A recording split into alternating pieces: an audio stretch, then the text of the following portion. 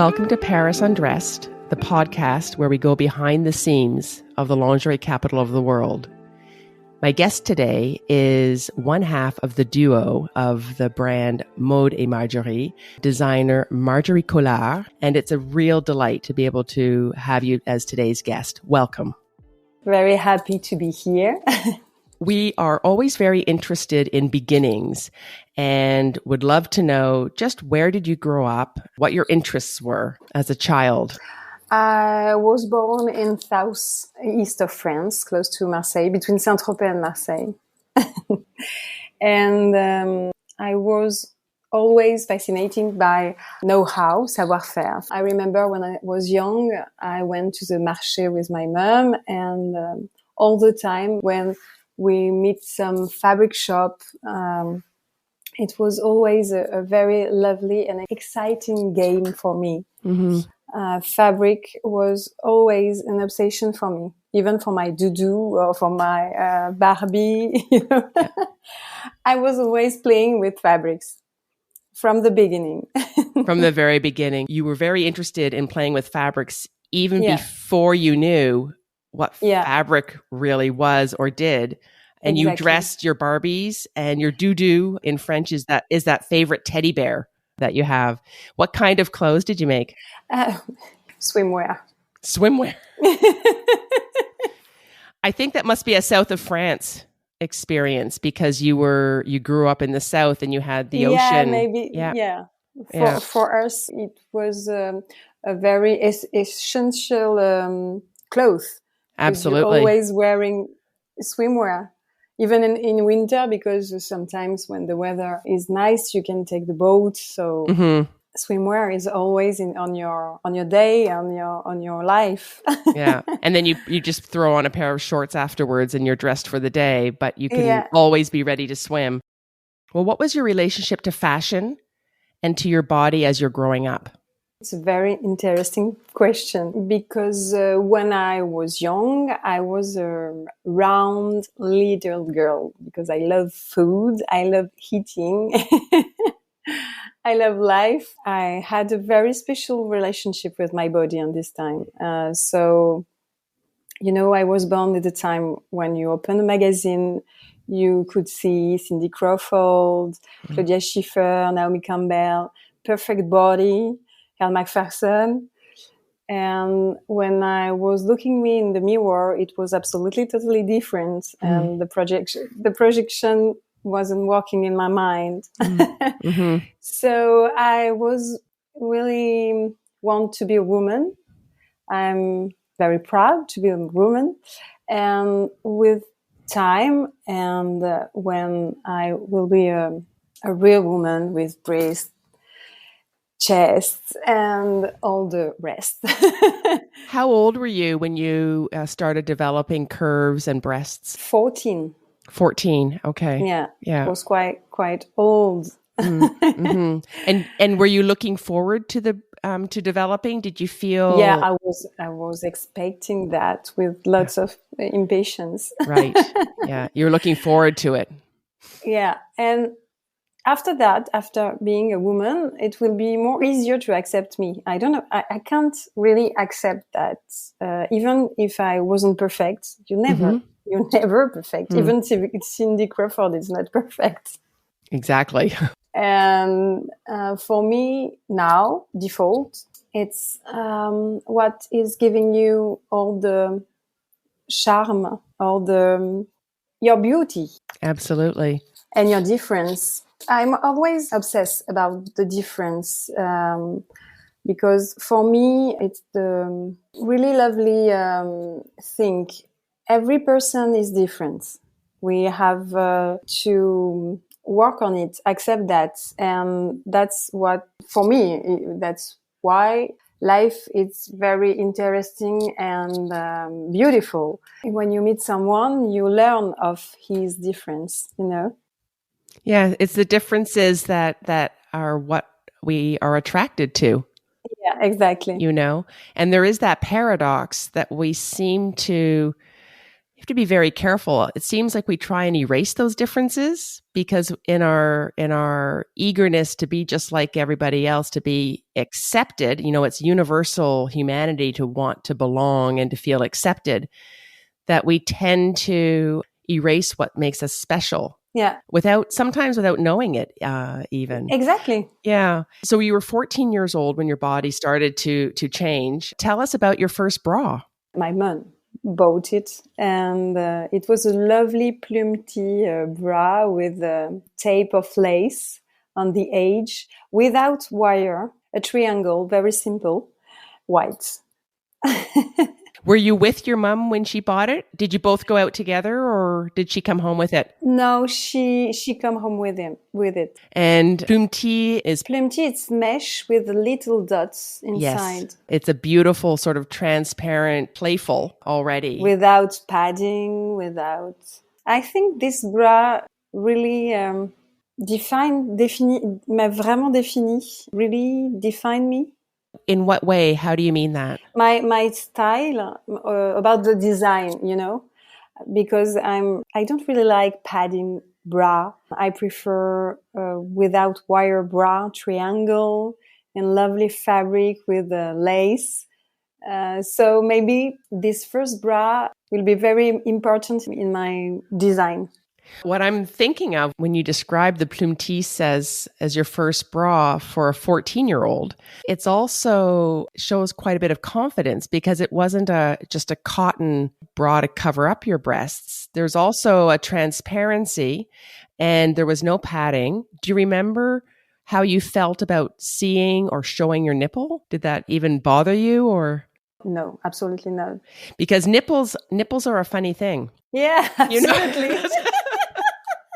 And you were only 14 at the time, but as you know, there's products out there that cover your nipples in the bras. There's a lot of shame that can come from showing nipples, and then there's a lot of confidence that can come with sharing nipples, and then there's a lot of judgment. I believe there's a lot of reactions to people, hence the t-shirt bra. The idea of showing your nipple is somehow rude or, Yeah, and that's the key point, because for me it's not a problem, the nipples. I never understood why so much trouble around those two little things.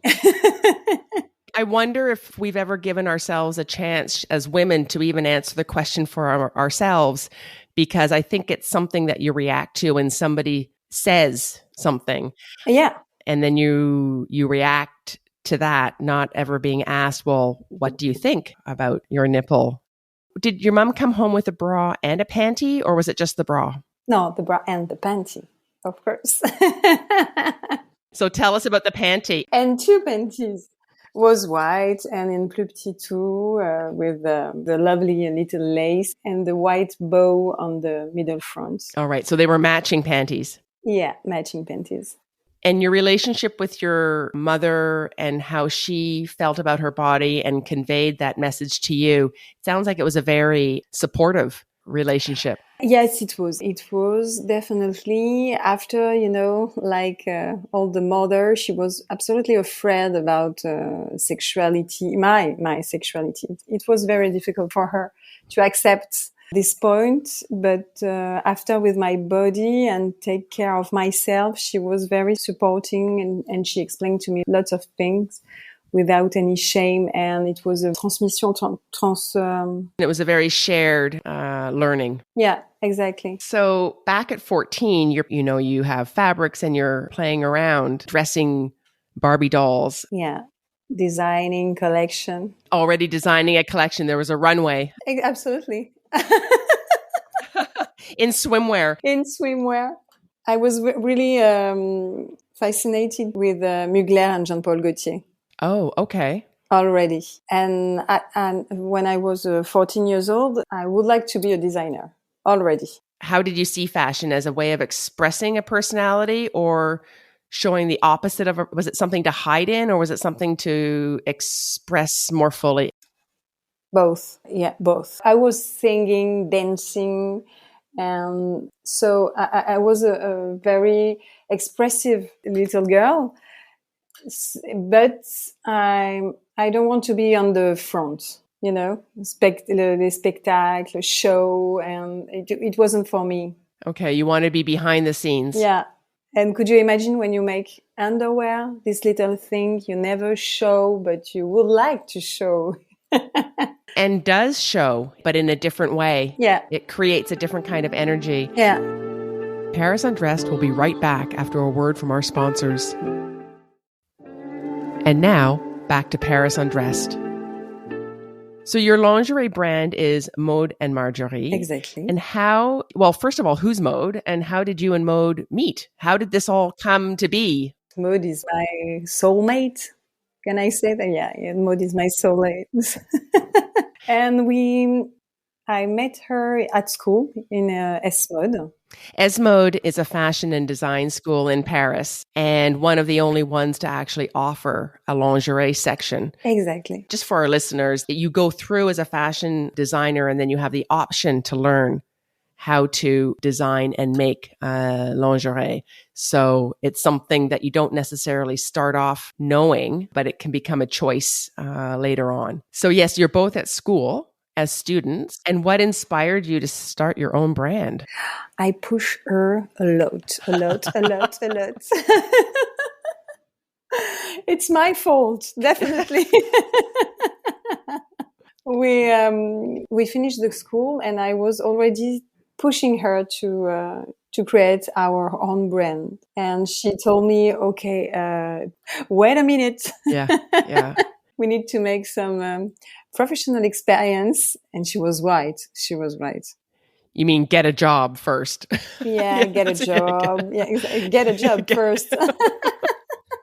Yeah. So she worked for a factory, kind of factory. She was making swimwear and some underwear for LVMH company and for Chanel, Sonia Rykiel, Louis Vuitton. She was the modelist. I know. What is modelist? It's the pattern making. Yeah. So that's very interesting for consumers because we don't necessarily know that. We just think people design lingerie. So explain to us a little bit just why do you need a modeliste and what's the difference between a modeliste and a styliste?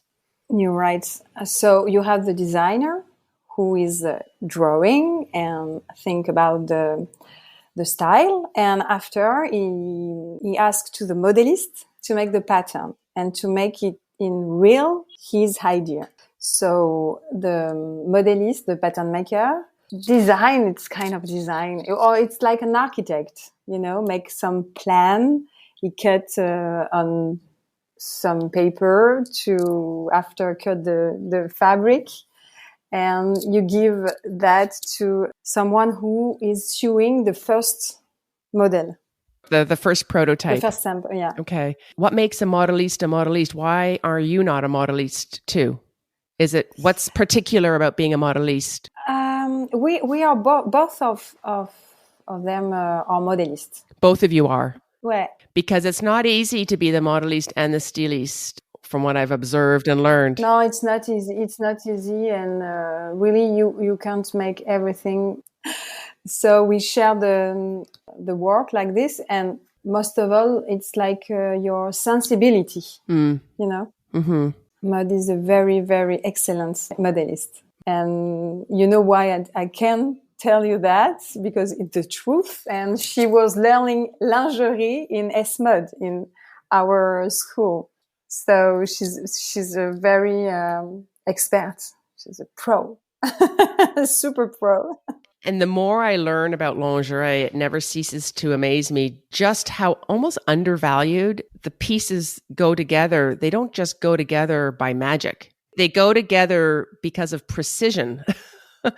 And it takes an incredible amount of precision to make lingerie. And it seems to be one of the biggest myths that anybody can make lingerie or a bra. How hard can it be? And in fact, once they start, it's not like making other clothes. Not that making clothes is easier in any other way either, but there's an extreme quality of precision and, like you say, sensibility when it comes to making lingerie.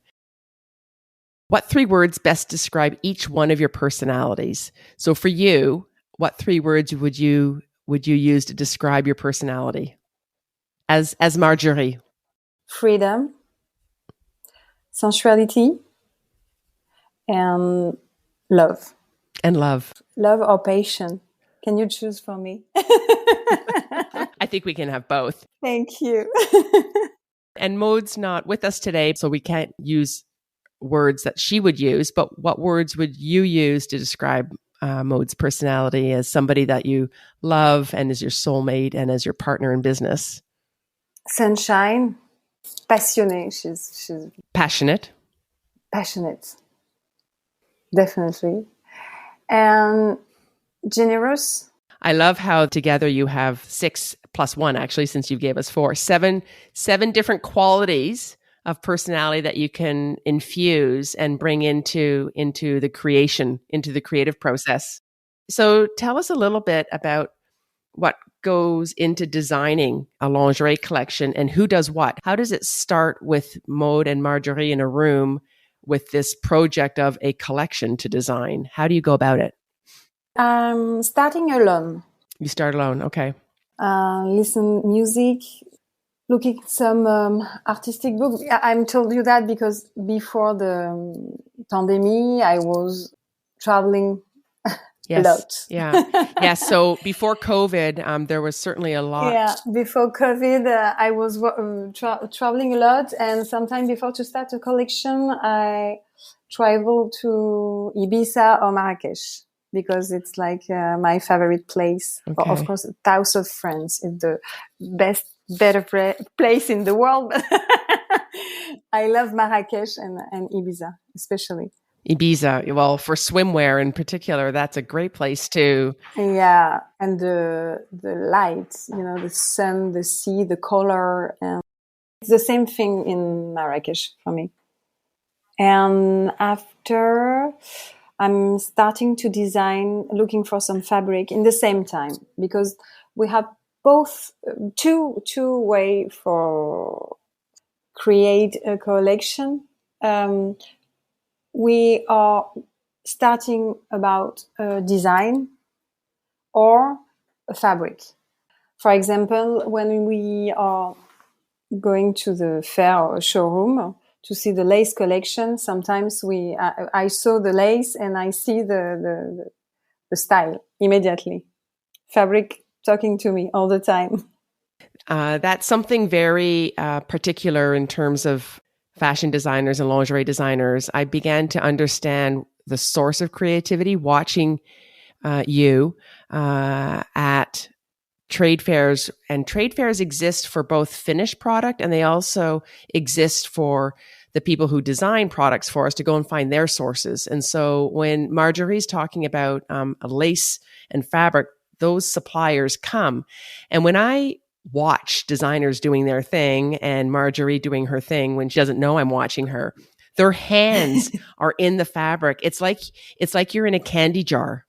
Oh, yeah, you're right. Yeah, you're not even thinking about it. You are just hands and the tactile, the textile. And sometimes, I don't know, there seems to be something very, very powerful in the creative process about the fabric itself. To generate ideas. No, but it's exactement ça, a candy jar. There's always a crowd. The trade show for lingerie is usually sort of divided into two parts. There's the brand selling the finished product to the stores. And then there's another, and it's quite loud because there's shows and there's a lot of marketing and there's a lot of people trying to get other people to buy their product. And then there's another side to the trade show where it's very quiet. Yeah, interfilial. You're not quite sure what's going on. At least I didn't know what was going on for quite a long time. But what I noticed was just everybody crowded around these fabric tables, not talking, but just their fingers.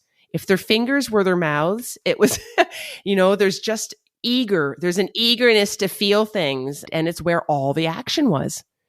It's where everybody gathered and couldn't wait to touch and to feel the fabric.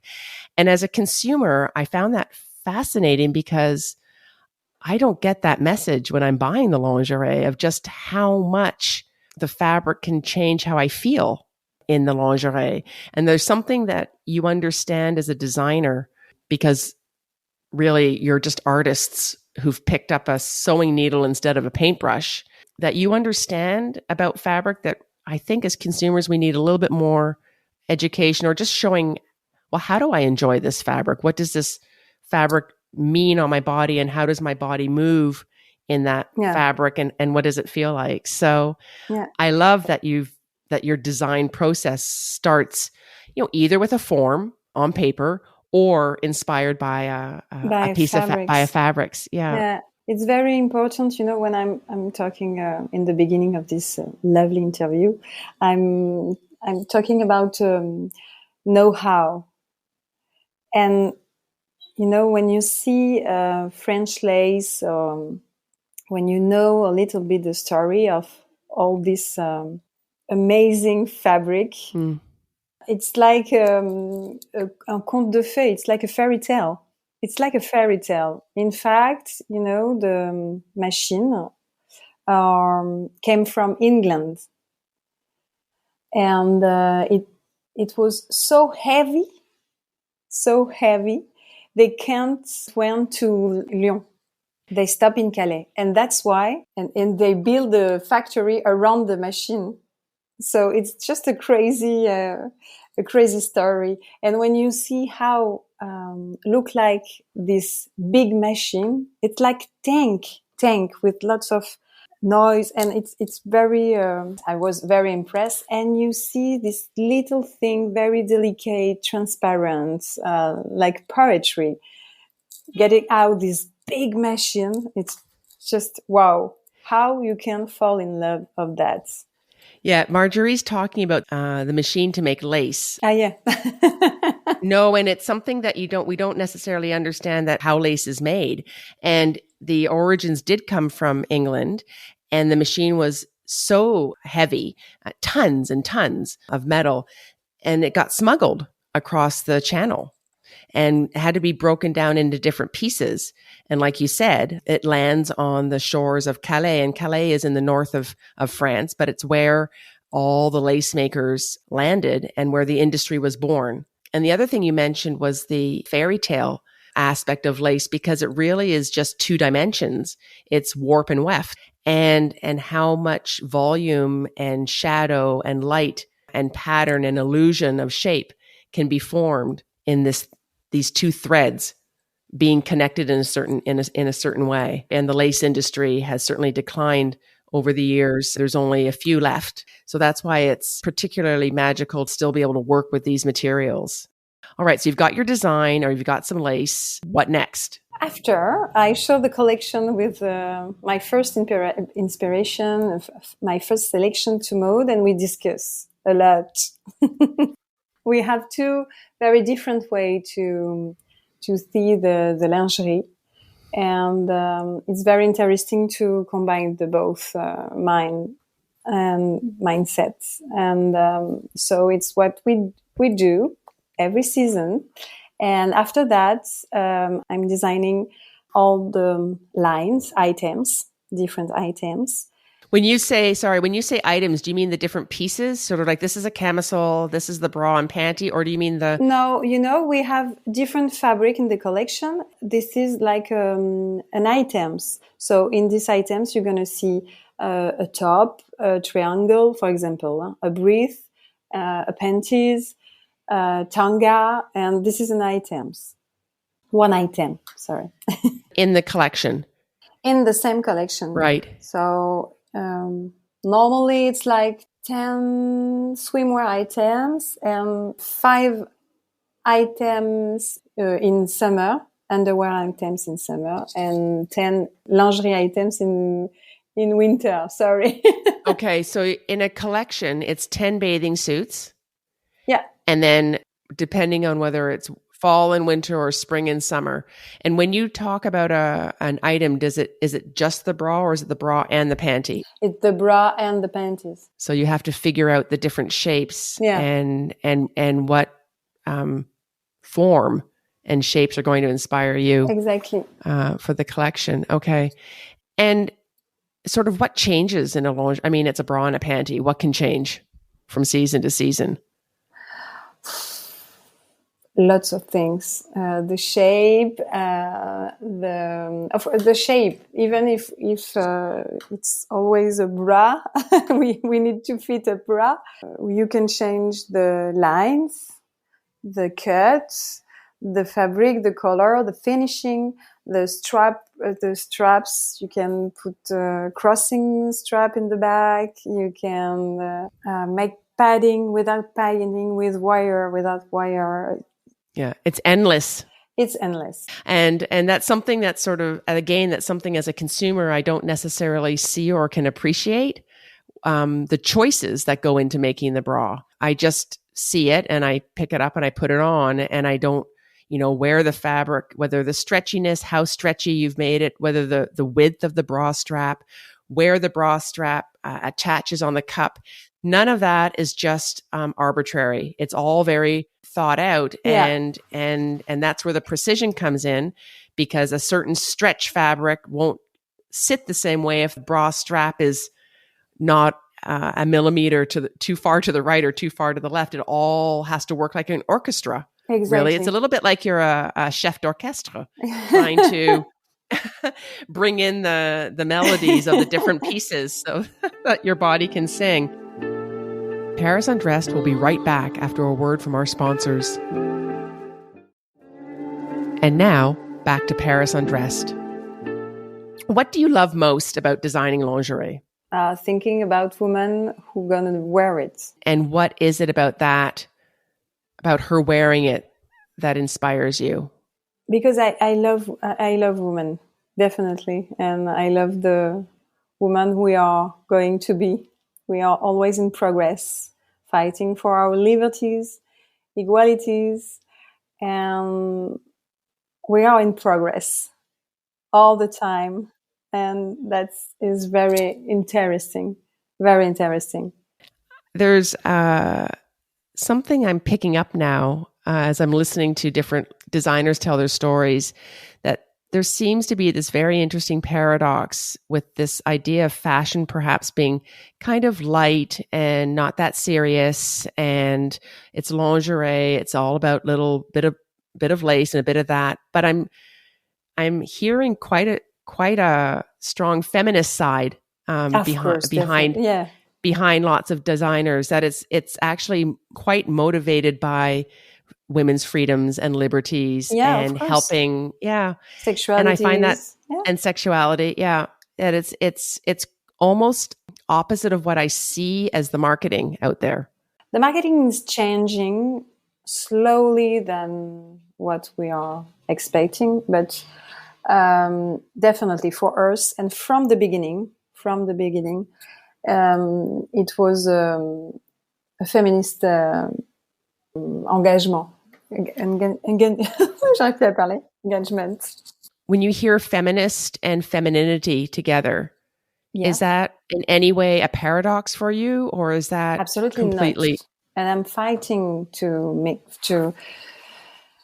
it's the same. It's not the same thing, but you can't forget your femininity because you are fighting of your rights. It's not possible. We are women and we have to be proud of that. And femininity, it's a part of us.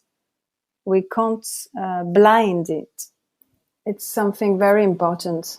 Assume your femininity. But even a man can assume his femininity, it's not a gender thing, but the femininity, you can, if you feel it inside you have to assume it and appreciate it.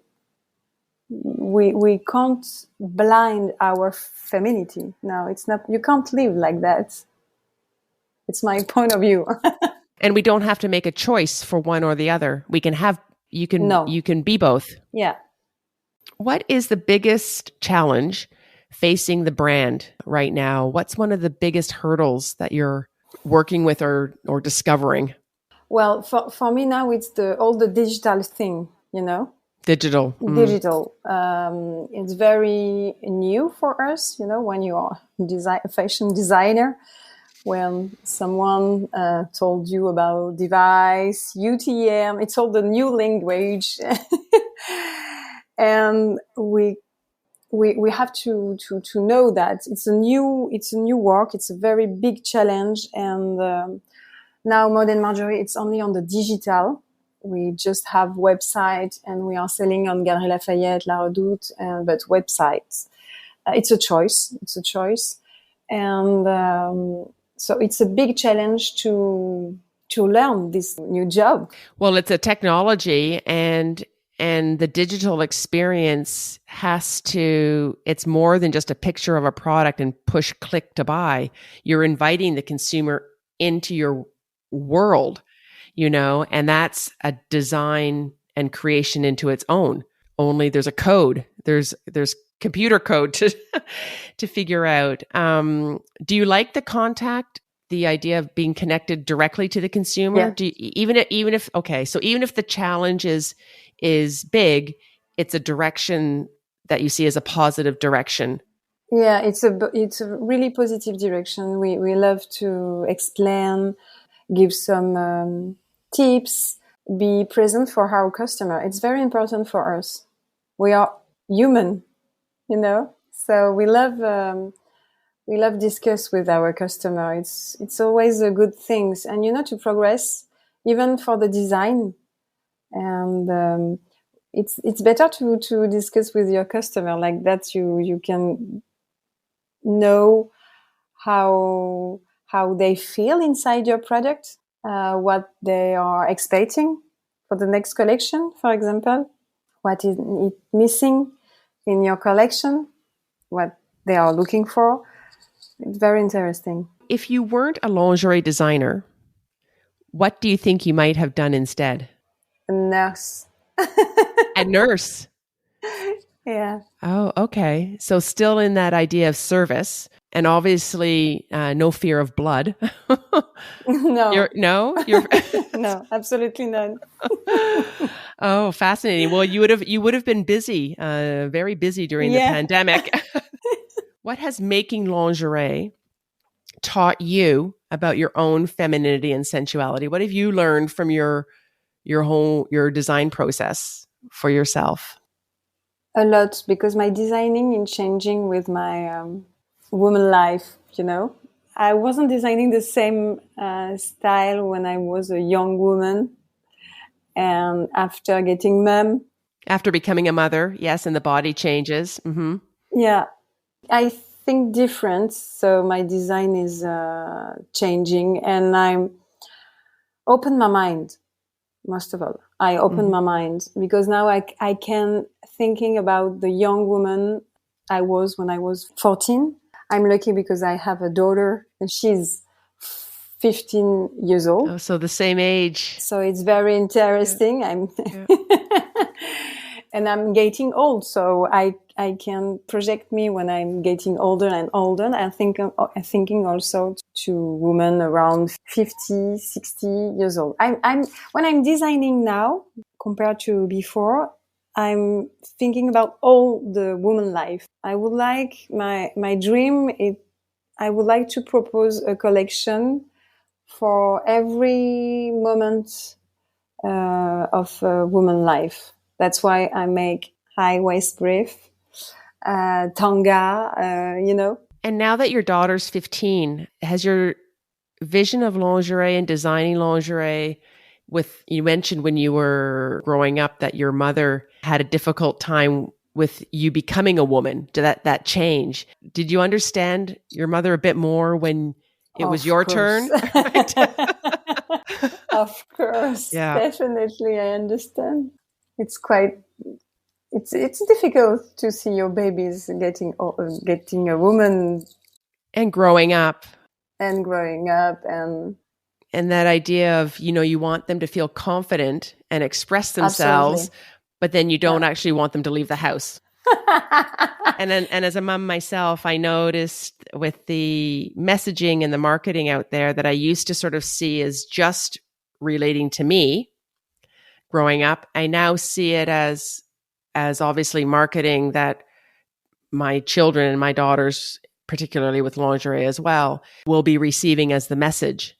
And that is a different influence. It's obviously we've grown along with time and we've had more choices, but sort of, what hurt you as a young woman still hurts as an older woman. It doesn't, just because you grow older doesn't mean you just discard. Things don't just go away. They don't evaporate. They're still there. And I think there's a tendency, I certainly recognize, I want to protect, or some of it seems like a bit too much. And this exploration of sexuality just feels like it needs to be more nourished and safe. Yeah.